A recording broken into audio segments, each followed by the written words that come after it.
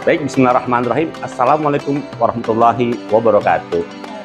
Kembali bersama kami dalam Bincang bersama Sivitas SDIT Al-Hamidiyah pada hari ini Rabu 10 Desember 2025. Waktu menunjukkan pukul 08.00 waktu Indonesia Barat. Dan seperti biasa bersama saya selaku pembawa acara pada kesempatan kali ini Muhammad Badroji SMH, dan tentunya ditemani oleh seorang Sivitas SDIT Al-Hamidiyah. Untuk mempersingkat waktu, mungkin untuk bisa langsung perkenalan, silakan Ibu. Baik, terima kasih. Assalamualaikum warahmatullahi wabarakatuh. Saya Mega Sevia. Kebetulan di sini saya sebagai wali kelas 2 Al-Muzil. Oke, kelas 2 Al-Muzil. Al-Muzil ya. Iya. Baik, bagaimana nih first impression di SDIT Al-Hamidiyah ketika melihat sekolah ini? Baik, jadi pertama kali saya masuk di SDIT Al-Hamidiyah itu saya sedikit terkejut ya Pak. Jadi kayak wah, ini sekolah bersih banget gitu. Jadi kayak saya melihat itu tidak ada sampah di kanan kiri, terus lingkungannya juga baik. Kebetulan di sini kan juga ada 2 kurikulum ya Pak ya. Ada kurikulum dinas dan juga kurikulum khusus khas yayasan, ada agama, jadi lebih adem gitu menurut saya. Lebih adem, luar biasa. Ibu udah berapa lama bergabung di SDIT Al-Hamidiyah Bojonggede? Bergabung di sini kurang lebih 4-5 bulan. 4-5 bulan, luar biasa. Nah, ini untuk orang tua kelas 2 Al-Muzil, mau disapa? Halo mama dan ayah semuanya yang ada di rumah. Gitu aja ya. Iya. Singkat pada jelas ya. Ya, pemirsa di mana berada, mari kita lanjutkan ya. Iya. Gimana nih selama 4 atau 5 bulan ini pengalamannya di SDIT Al-Hamidiyah yang tadi first impression-nya kayaknya menarik nih. Iya. Gimana? Untuk pengalamannya di sini kan saya mengajar di kelas 2, di mana kelas 2 itu merupakan, kalau menurut saya itu merupakan masa transisi ya Pak. Dari yang dulunya mungkin PAUD, TK itu mulai diajari tanggung jawab di kelas 1, di kelas 2 ini sebenarnya juga meneruskan, tapi ada beberapa siswa yang pastinya masih terbawa lebih suka bermain daripada belajar. Pasti. Gitu. Jadi harus lebih fokus mengawasi sih Pak, seperti itu. Fokus mengawasi. Ya. Dan juga harus memperhatikan satu persatu, karena kalau tidak seperti itu ada beberapa siswa yang memang harus perlu diperhatikan secara lebih. Luar biasa, iya. Terus berarti anak-anak kan udah tergambar nih, harus Ibu memperhatikan. Bagaimana cara Ibu mengkondusifkan nih siswa-siswinya nih? Kebetulan kalau untuk mengkondusifkan itu di kelas 2 ini kan usia anak yang butuh validasi ya Pak. Ya, jadi butuh validasi sedikit-sedikit. Ibu, saya diinikan, saya diitukan. Jadi sebagai wali kelas, sebagai guru itu saya juga pernah belajar sedikit dari Ibu Aisyah Dahlan. Bahwasanya kalau setiap siswa yang butuh validasi itu harus kita sebagai penengahnya. Jangan sampai anak yang mungkin menyenggol secara tidak sengaja, kita udah mengecap, kamu nggak boleh ya, padahal itu tidak sengaja. Jadi kalau secara psikologisnya itu kurang baik. Jadi lebih baik kita sebagai penengah mendengarkan dulu dari kedua belah pihak ceritanya seperti apa. Seperti itu sih Pak. Jadi kalau memang dia salah juga harus bertanggung jawab, minta maaf. Kalau memang tidak sengaja berarti kalau kejadiannya di jam pelajaran ada yang lari-lari tidak boleh. Berarti ya harus tidak boleh mematuhi peraturan di kelas seperti itu. Berarti memang gurunya harus memiliki kompetensi ya. Nah, menurut Ibu nih, guru yang baik itu seperti apa sih? Kalau menurut saya guru yang baik itu guru yang tentunya berkompetensi itu sudah harus ya Pak. Tapi yang kedua itu guru yang mau mendengarkan. Ya, jadi guru yang mau mendengarkan keluh kesah dan juga mau memperhatikan siswanya. Karena ada beberapa siswa itu yang mungkin sifatnya memang introvert seperti itu. Dia cuma diam, ditanya, terus kalau misalnya ada masalah diam, nangis gitu, kita harus mau menyamperi gitu Pak. Harus seperti itu. Dan juga guru yang baik itu juga harus menjalin komunikasi yang baik dengan orang tuanya. Karena bagaimanapun caranya kebiasaan di sekolah dan kebiasaan di rumah itu ada beberapa anak yang mungkin berbeda kebiasaannya. Kadang di sekolah kita bilang, di rumah saya boleh kok Bu sama mama gitu. Jadi itulah pentingnya komunikasi bersama dengan wali murid.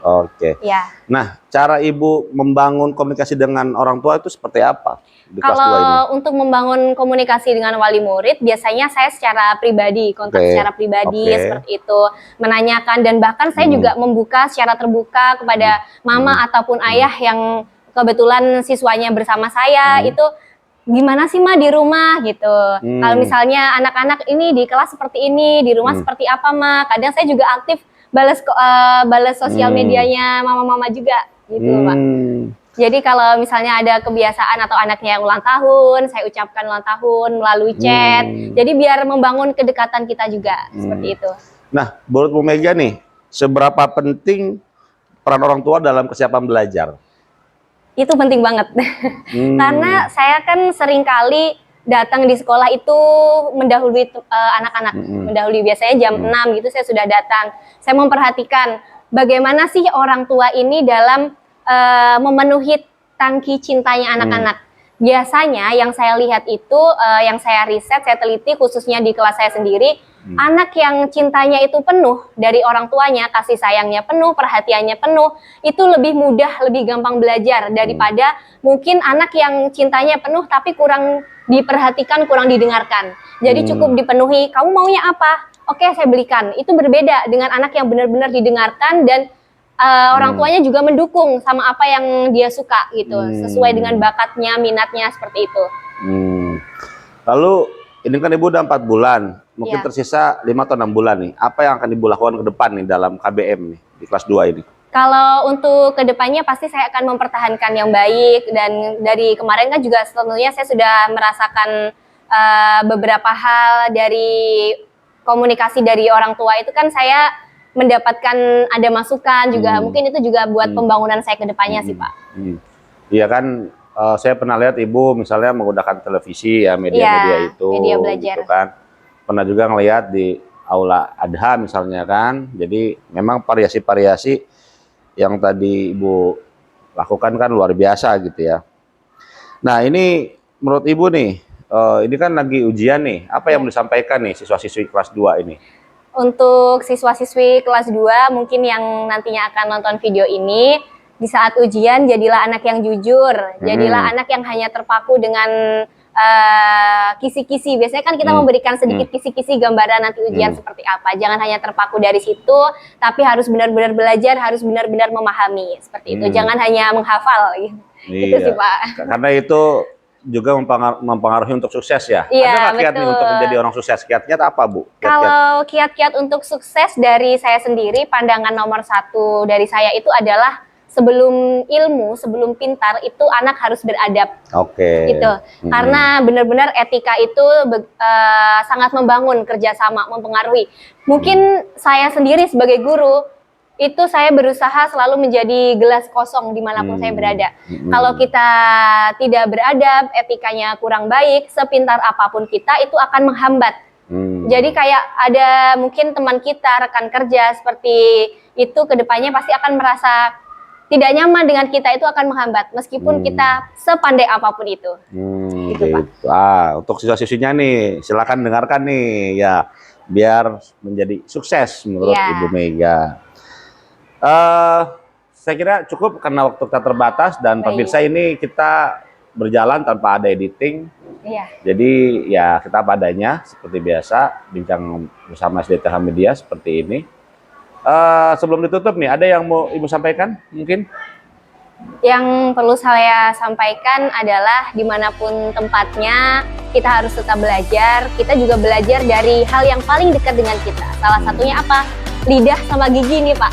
Jadi lidah sama gigi ini sudah bekerja sama dari kita bayi, dari mulai MPASI, tapi sampai kita mungkin udah berusia 20-30 tahun masih kerap kali merasa kesalahan, membuat kesalahan seperti tergigit atau apa. Jadi kalau kita membuat kesalahan itu sebenarnya tidak apa-apa, yang penting kita mau belajar dan memperbaiki.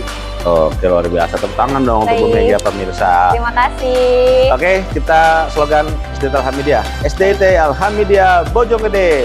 Hebat, berkah, manfaat. Baik pemirsa dimanapun berada, kita akhiri bincang bersama Sivitas SDT Al-Hamidiah pada hari ini. Apabila ada kesalahan, kesilapan kata dan tentunya salah-salah, mohon dimaafkan. Billahi taufiq wal hidayah. Assalamualaikum warahmatullahi wabarakatuh. Waalaikumsalam warahmatullahi wabarakatuh.